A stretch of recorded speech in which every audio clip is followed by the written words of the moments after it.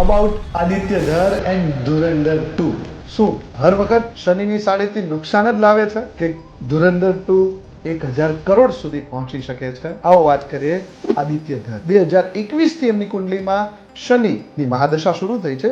Already કુંડલીમાં એક્સલેટેડ સેટર્ન છે. હની અહીંયા પૈસાના રેફરન્સમાં છે. ડેફિનેટલી એક વિદ્વાન કર્મઠ ડિરેક્ટર, પ્રોડ્યુસર, ફિલ્મ મેકર એમને આ શનિ બનાવી શકે છે. એટ ધ સેમ ટાઈમ એમની કુંડલીમાં એક્સલેટેડ માર્સ અને એક્સલેટેડ વિનસ એમની 12 માર્ચની જે ડિટેલ છે, બર્થ ડિટેલ એના રેફરન્સથી જે એન્ટરટેનમેન્ટ ઇન્ડસ્ટ્રીનો રાજયોગ માનવામાં આવે છે, જે રણબીર કપૂર જેવા અનેક સુપરસ્ટારોની કુંડલીમાં પણ, અજય દેવગન જેવા અનેક લોકોની કુંડલીમાં પણ જોવા મળે છે. તો ખાલી ધુરંધર 2 1000 કરોડ નહીં, મારું માનવું છે ઇન્ટરનેશનલ 1500 થી 2000 કરોડની મૂવીમાં સામેલ થઈ શકે છે.